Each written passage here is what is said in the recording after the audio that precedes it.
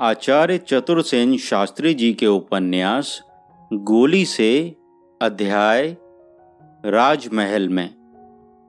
वाचनकर्ता अमित पांडे। राजधानी की बात मैं क्या कहूं, वहां के तो सब ठाठ ही निराले थे। कभी न देखी कभी न सुनी बातें मेरे देखने सुनने में आईं। मेरी छोटी सी बुद्धि, मेरा नन्हा सा दिल भला उन सबको अपने में कहां समेट सकता था। सारा नगर हमारी अवाई में सजाया गया था। वंदनवार तोरण, ध्वजा पताका और रंग बिरंगे द्वार, भांति भांति के बाजे, ढोल दमामे, शहनाई, नफीरी नक्कारे, जिनके गर्जन तर्जन से सारा नगर हिल रहा था।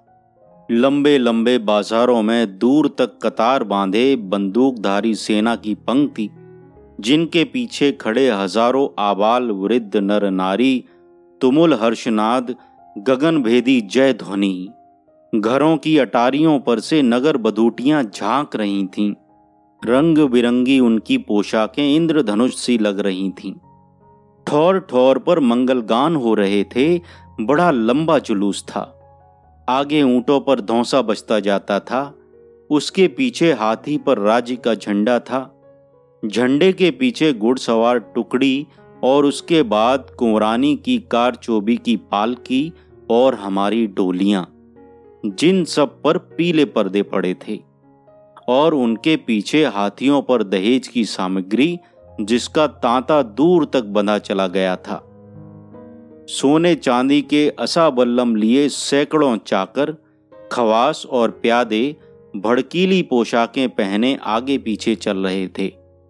अनेक सिपाही बरकंदाज घोड़ा कुदाते आगे पीछे दौड़कर इंतजाम कर रहे थे। हमारी सवारी बढ़ी चली जा रही थी। राजमहल की ड्योढ़ियों के चारों ओर नरमुंड ही नरमुंड नजर आ रहे थे। मेरा कलेजा मुंह को आ रहा था। रह रहकर मुझे ऐसा प्रतीत हो रहा था जैसे यह सब मेरे ही लिए हो रहा हो। क्षण क्षण में मैं भूल जाती थी कि ब्याह मेरा नहीं, कुंवरी का हुआ है, और मैं दहेज में दी हुई एक गोली हूं, चाकर हूं। सबके ऊपर एक बात मेरे मन पर जमकर आ बैठती थी, वह यह कि मैं तो ठाकुर की बेटी हूं, गोले चाकर की बेटी नहीं।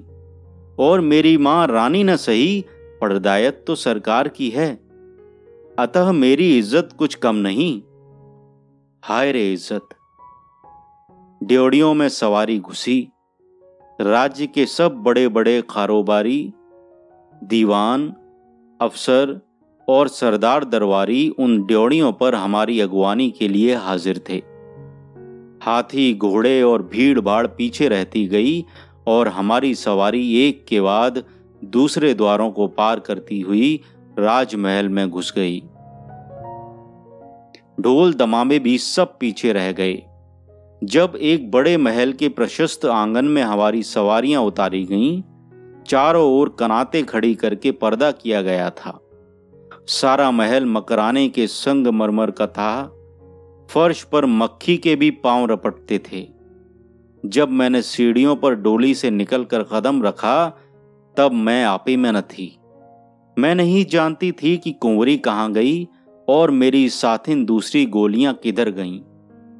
एक बूढ़ी सी औरत मुझे हाथ पकड़कर एक ओर ले चली।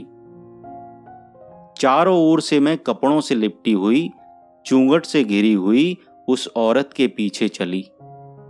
कानों में चारों ओर बहुत से लोगों के चलने की आहट आ रही थी। महल के प्रशस्त प्रांगण में शायद सलामी की बंदूकें दागी जा रही थीं। उनकी कड़कड़ाहट मुझे चौंका रही थी। कभी कभी मेरे पैर लड़खड़ा जाते थे। कई बार तो मैं गिरते गिरते बची। अंततः एक खूब सजे धजे कमरे में मैं पहुंची। सारा फर्श सफेद काले पत्थर का था। बड़े बड़े दालान थे। उनमें फूलों के गुलदस्ते सजे थे।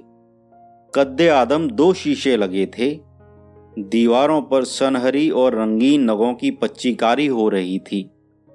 सामने की बारहदरी में 2 मोर पच्चीकारी में उभारदार बने थे। द्वार बहुत ऊंचे थे, उन पर लाल रुईदार पर्दे पड़े थे। भीतर फर्श पर साफ चांदनी बिछी थी। एक ओर चांदी का पलंग था, दूसरी ओर सुनहरी काम की कोच कुर्सियां पड़ी थीं। एक बड़ी सी संगमरमर की मेज पर बड़े से कांच के पात्र में लाल मछलियां तैर रही थीं। भारी भारी झाड़ फानूस हांडियां छत से लटक रहे थे। हे परमेश्वर, यह सब मेरे लिए था, केवल मेरे लिए, मेरा घर। मुझे अपनी वह अंधेरी तंग कोठरी याद आ रही थी जहां मैंने अब तक की अपनी समूची जिंदगी बिताई थी। बीते हुए दिन एक एक करके आंखों में घूम रहे थे। दिल जैसे पसलियों से निकल पड़ता था।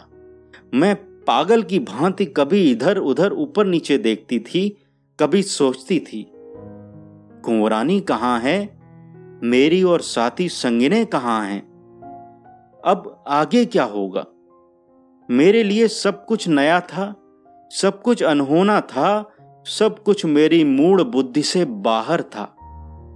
सच तो यह है कि मैं बौखला गई थी और मेरे होश हवास ठिकाने न थे। मुझे यहां छोड़कर वह औरत कहां चली गई थी। वे इधर उधर कुछ सामान ला रही थीं, कुछ आवश्यक चीजें कमरे में रख रही थीं, पर मुझसे कोई न बोल रहा था। मैं अपने ही में सिमटी सिकुड़ी सी चुपचाप जैसी आई थी वैसी ही एक ओर बैठ गई थी। इसी समय केसर वहां आई। उसे देखते ही मेरे मन को ढांढस हुआ।